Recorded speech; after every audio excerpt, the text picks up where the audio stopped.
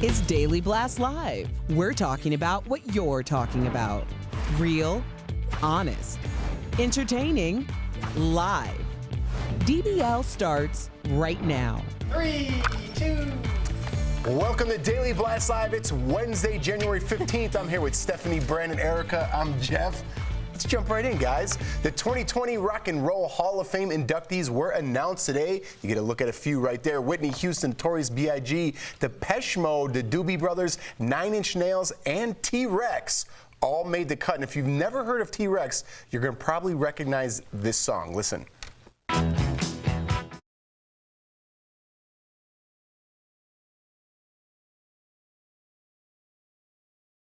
Everyone knows that song. Erica loves it. Let's hear some songs from the other inductees, and then we're going to get to T-Rex.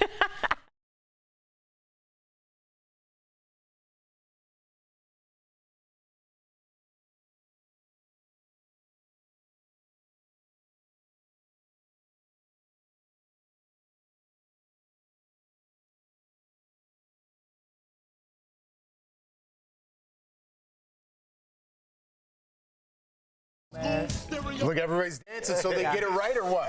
Yes. I love T-Rex. You won't fool the children of the generation. Revolution, rather. Wait, was that wasn't a song we just heard? No, that was Get It On, Bang a Gong. Get it on. Because that's the only song I've ever heard. No, you will have heard others if you listen. They're an English band, but yeah, they're fabulous. All right, I think they got it right. Listen, every time we do this, we talk about the people who didn't get in. Let's congratulate the people who did get in. And Whitney Houston, B.I.G., good for you. I'm really glad Whitney finally. Yeah. Because every time we talk about the people who didn't get in, we talk about a rap artist getting in. Because remember, Gene Simmons said rap is not rock and roll. But just think of the cultural icons in terms of hip hop that are already in there. NWA, Tupac, Run DMC, and now we have the Notorious B.I.G., baby. Yeah. I miss Whitney. Oh, that was so cute. Good. Oh my gosh, I think that's going to be my Halloween costume this year. Oh my gosh, you could totally pull that look off. It's amazing.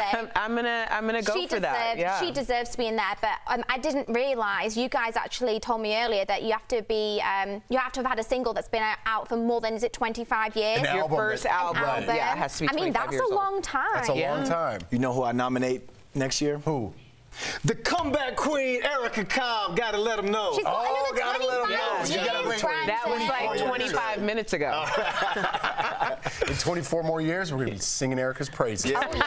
All right, guys. Speaking of the Rock and Roll Hall of Fame, Bruce Springsteen has been in the Rock and Roll Hall of Fame, of course, for many years, but now he's got a new reason to celebrate. His youngest son, Sam, was sworn in as a New Jersey firefighter. The 26-year-old graduate from the Fire Academy in 2014, and he graduated and volunteered at 3 different stations. So good for Sam making a name for himself, huh? Yeah.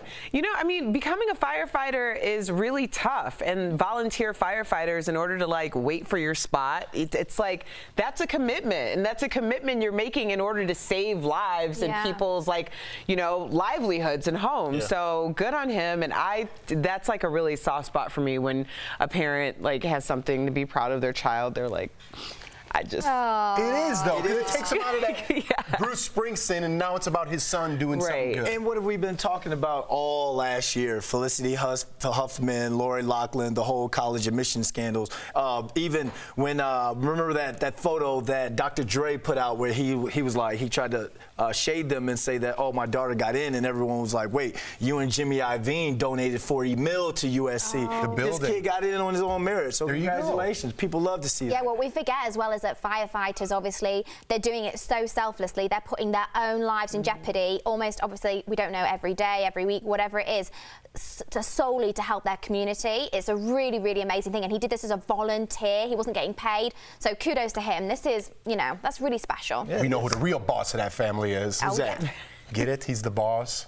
I don't know much. You didn't know Bruce Springsteen was the boss? Man, I'm not the biggest. You didn't either? Did you know that? Is that really bad? Oh, thank God. Erica, you knew that? Yeah. You did? All right.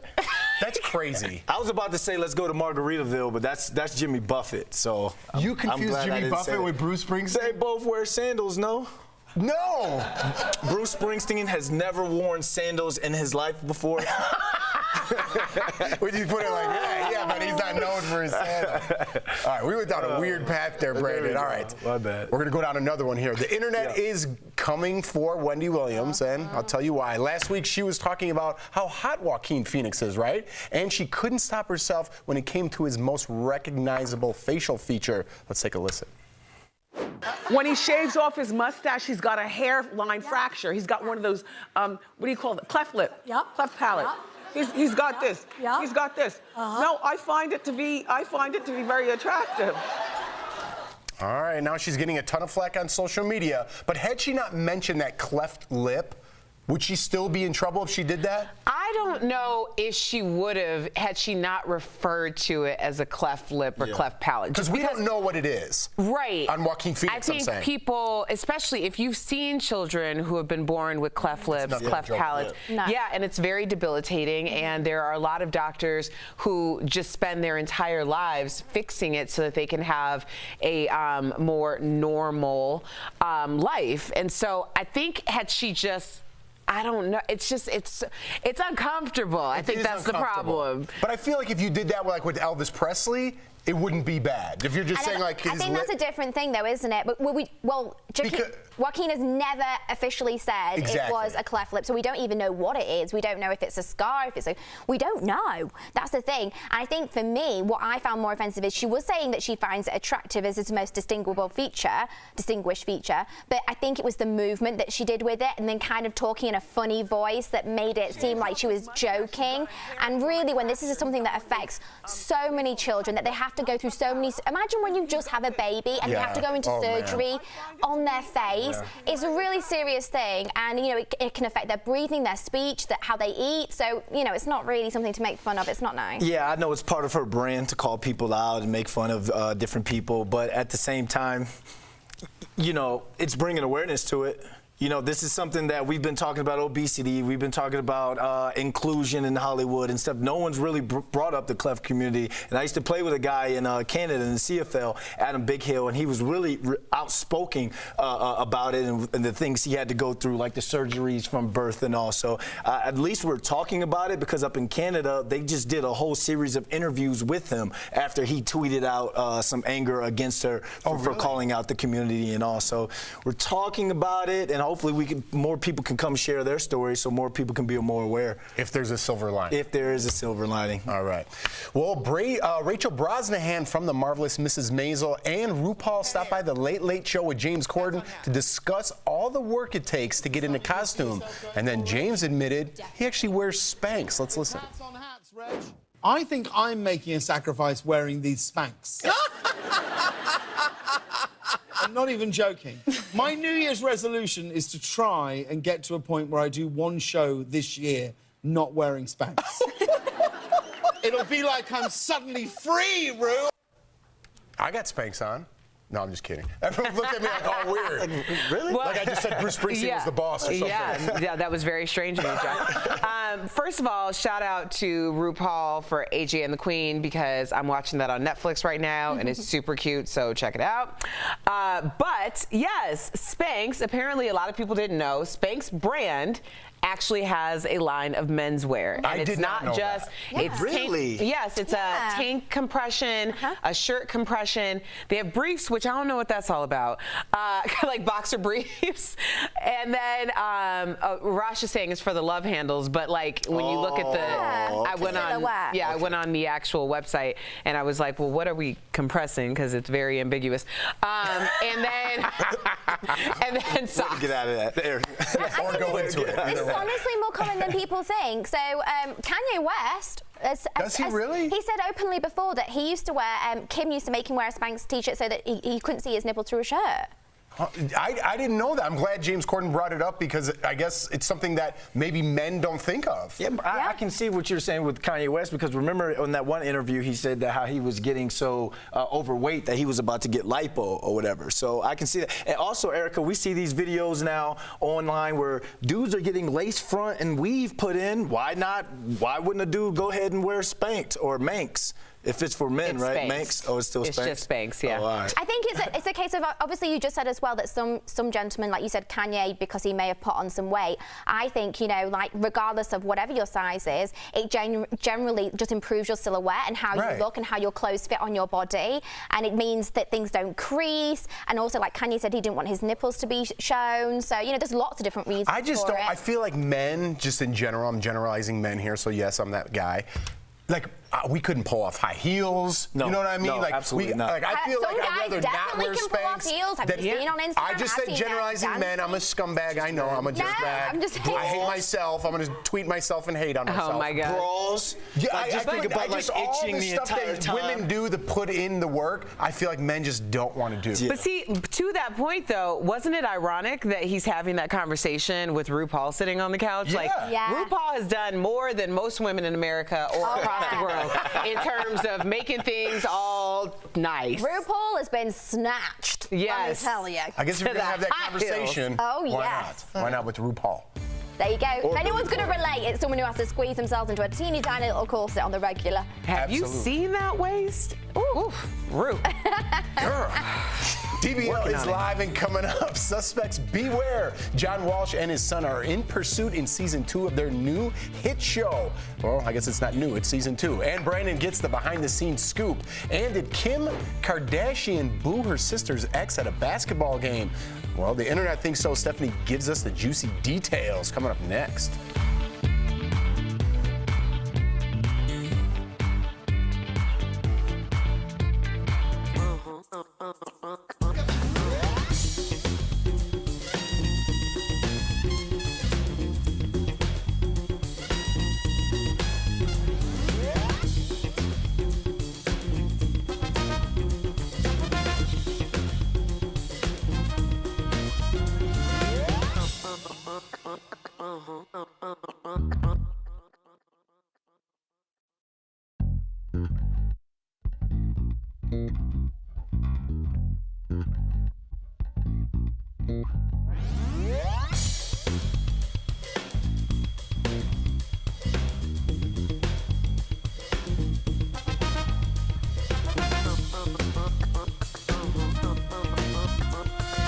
LeBron to Obama. Yeah, because Bruce Springsteen. because basically you are making.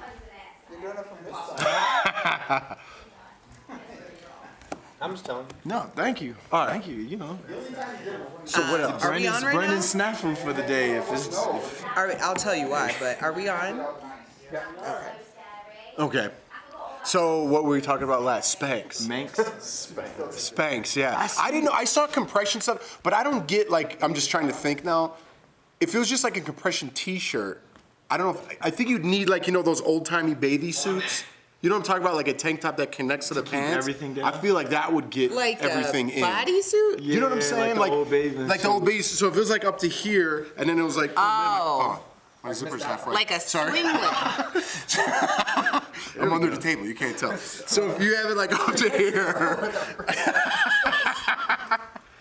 no one else. I can't No one else imagine. cares. But anyways, I my can't point's imagine. moot now. Doesn't matter. But I see that I don't know why, but it pops up on my Facebook timeline all the time. Spanx? It's like the man compression shirts that they But if put it on. like pops up, I don't see the point. It's got to like compress all the way down, No, right? he's saying pops up on his timeline. No, but I'm saying like if you just had a Spanx shirt, wouldn't like your muffin top pop out? No, I because I got think like No, something. because I got like there's a back. actual. There's like there's reinforced material in there, Yeah. so That it keeps it lays. together. Yeah. Oh, Yeah. oh, a producer just checking they're sold out. So they're more popular than we think. They're just not talked about. Stand by.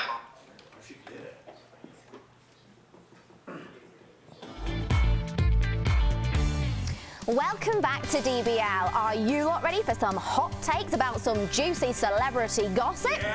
Well, you're in luck because it's time for What Up Wednesday. Well, just because a man apologizes does not mean his woman is over it. Am I right, Jessica? Yeah, well, that's a lesson person Justin Timberlake is learning right now. So, US Weekly reports that Jessica Biel, Us Weekly, reports that Jessica Biel is still upset about his PDA scandal. So, do you guys remember when he casually held hands with his co-star? Well, it turns out 2 months is not enough time for her to get over it. And it sounds like there's some more things going on that are grinding her gears. Rumour has it that Justin is not spending a lot of time with the family either. Famous people, they're just like the rest of us. Here's what's up. Team Jessica, baby. I mean, Justin can keep crying a river for his senorita, but he needs to put in blood, sweat, and tears before bringing sexy back. And Jessica, Justin, you guys aren't the only ones not in sync. Our next stop is a city that never sleeps. It's where Cindy Crawford's daughter, Kaya Gerber, says no more and is showing boyfriend Pete Davidson the door. So the couple are taking a break so that Pete can focus on his mental health. And insider sources say that the comedian got too much for the young model to handle. This makes Pete's 4th breakup since calling it quits with Ariana Grande 1 whole year ago.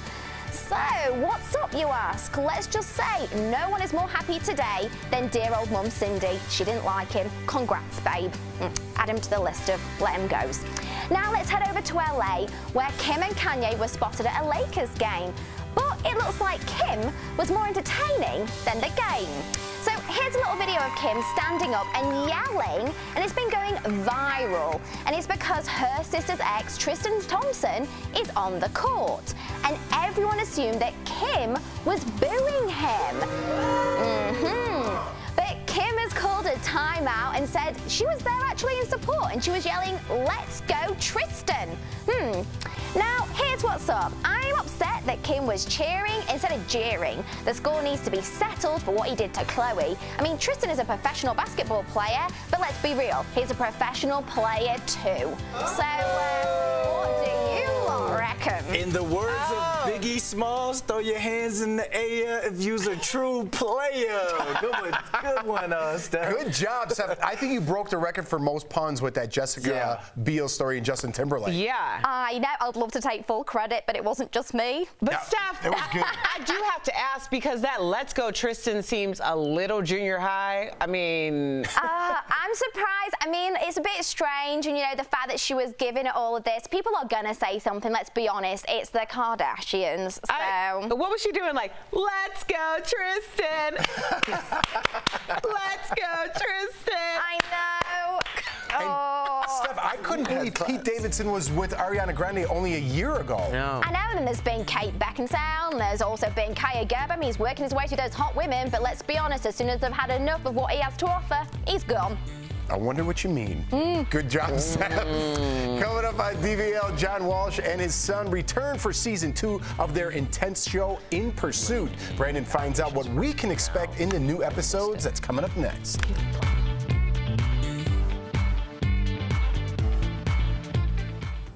Could someone be stealing your identity or hack?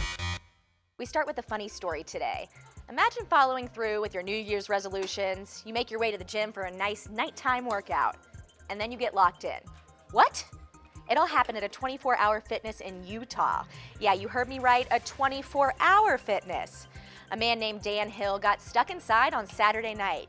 He posted these pictures on Facebook saying all the doors were locked and he didn't want to open them because he knew the alarms would go off and he thought police might assume he broke in. So he called them and let them know the situation, and they of course came to rescue him. Now 24-Hour Fitness says that location now has new hours, closing at midnight and reopening again at 4 a.m. So much for the name 24-Hour Fitness, right? And food trends seem to be a big topic for 2020, so I want to introduce you to the latest food trend, kiwi on top of pizza. That's right, you thought pineapple on pizza was gross? Think again. DBL Nation, would you try this? Let me know using the hashtag dbltake. This has been Fast Blast for you. Did you know that we're live during the commercial breaks every day on our show? Just go to Facebook, YouTube, or Twitter, and I'll be there to keep you updated on all the breaking news and developing stories. See you then. The House of Representatives is expected to vote today to send articles of impeachment against President Trump to the Senate. But what does that mean and what happens next?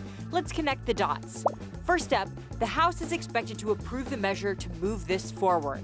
Then, House Speaker Nancy Pelosi will likely name impeachment managers who will make the case for impeachment in the Senate trial.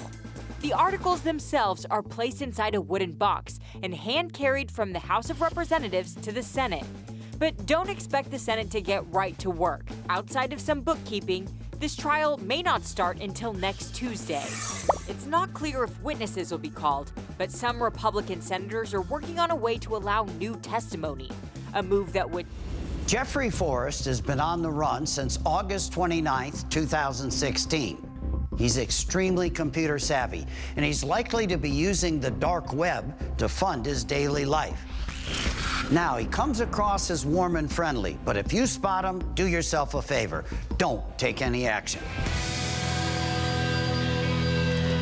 Welcome back to DBL. America's Most Wanted host John Walsh is teaming up with his son Callahan for season 2 of In Pursuit with the John Walsh. It's a show that works hand in hand with law enforcement to bring criminals to justice. Earlier, I sat down with Callahan in today's DBL Spotlight. Callahan, Walsh, welcome to DBL. Now, 10 featured fugitives from season 1 were brought to justice, and that's including one a viewer actually helped solve.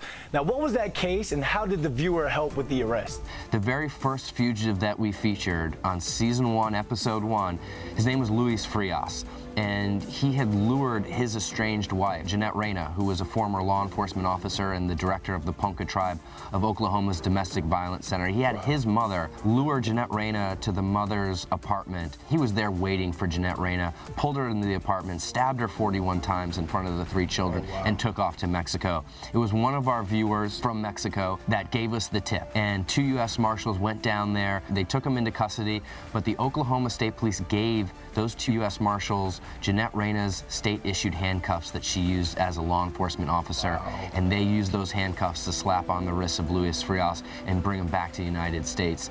And if that's not poetic justice, I don't know what is. Oh, absolutely. Shout out to that viewer, and I'm glad that that number is up to 10 as well, man. You guys are doing some great things on the show. In season 2, what case interests you the most? There is a very personal case to me in season 2. It's the case of Lindsay Harris. She was a close friend of mine, a young, beautiful girl whose life was cut way too short. She went missing outside the Las Vegas area, and her remains were found some 1,600 miles away, partial remains. Oh, wow. For 3 years. It took 3 years to get that DNA analysis hit. I want to see justice for Lindsay and justice for her family. Hey, Callahan, I know you deal with a lot of these cases, but since that involved a friend, like, how do you deal with that mentally? It's tough. I've dealt with personal tragedy in my family. I know many of your viewers know the story of my brother, Adam Walsh, who went missing in 1981 and was murdered and also dismembered, as Lindsay was. It's hard to imagine that it can happen to your family, even harder to imagine that it can happen to friends as well. And hard to imagine that I'll be the one out here looking for her killer this many years later. I'll never stop searching for her killer. I know her family will never give up hope that her killer is found and brought to justice, and we're never gonna stop. Absolutely, man. Thank you, thank your father, and thank all the viewers that watch your show and call in. You can catch In Pursuit with John Walsh tonight on Investigation Discovery. Callahan, I gotta say it, man. Thank you for joining us again on DBL. Thanks for having me. Really appreciate it each time. We'll be right back. Promotional consideration is brought to you by...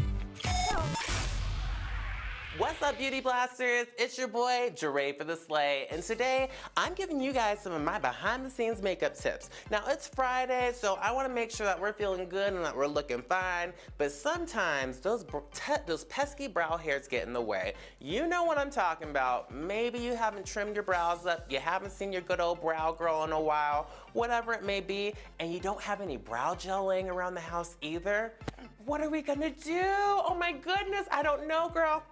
Don't worry though, because I got the answer right here. So all you're gonna need is a little spoolie. You can typically find these guys at like on the bottom of your eyebrow brush if you have one from Anastasia Beverly Hills or Tarte, whatever it may be. Cute, cute, cute. Now, what you also need is a little bit of hairspray. Now, this is a big guy. You don't need a big guy like this. You can get a little bit of hairspray. Whatever you have laying around the house would do just fine. All you need to do for those untamed brows is spray a little bit on your spoolie there, or mascara wand, whatever you want to call it. Now, don't use the mascara wand in your mascara, because we're gonna have a whole nother issue, honey. Just use a clean spoolie or something on the end of an eyebrow pencil. After you spray that guy, it's like hairspray for your brows. Who would have thought? Now, this isn't gonna give you too much pigment, but if you have crazy untamed brows, or if your husband has crazy untamed brows, this is a great way to smooth out those little pesky brow hairs without getting too crazy or throwing a lot of makeup on. Once again, all you need to do is a quick and go ahead and lay it straight on the brow and brush them up in a uniform fashion. You can also do this with a little beard hair or even taming a little bit of a mustache. So let me know your guys' thoughts and let me know what other tips and secrets you guys want to know from my makeup stash. Until next time, have a great day. Viewer Rita W. sent us this question. She said her son-in-law had the flu shot and still got the flu twice. She wants to know if there's an actual number of people who get the flu shot and still get the flu. Let's verify. Our sources for this piece: multiple documents from the Centers for Disease Control and Prevention and data from 3 flu monitoring agencies funded by the CDC. Each of those agencies studies a specific part of the flu vaccine so the CDC can determine if it's effective. Now, there's a lot of dense info here. The basic answer is yes. The CDC does keep track of people who get the flu shot and still get the flu, but it's not a nationwide total number. See, not everyone who gets the flu goes to the hospital. Not everyone gets the flu shot. Different hospitals keep different info and different states handle that data differently. Put simply, a nationwide total is a hard number to get. Instead, the CDC tracks cases in 4 states where research labs have been set up. They calculate the effectiveness of the flu vaccine by tracking how many people with the vaccine get the flu. That's how they get this chart, showing how effective the vaccine was back all the way to 2005. In 2019, the CDC estimates the vaccine was about 29% effective. Bottom line, to Rita's question, we can verify that the government, specifically the CDC, does keep track of how effective the flu vaccine is. It's not a nationwide total, but it is scientifically researched on a smaller scale at 4 laboratories. Now, the CDC does recommend everyone get the shot even though it's not 100% effective, because if you get it, there's at least a chance the vaccine keeps you from getting sick. And studies have shown it can lessen the severity if you do. With your Verify, I'm Jason Puckett.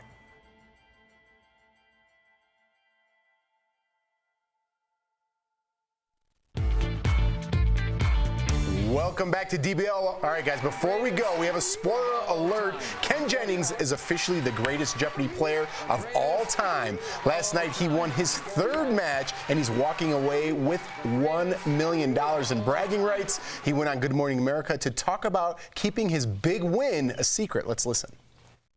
My wife knew. I didn't want her to divorce me. I told my wife immediately.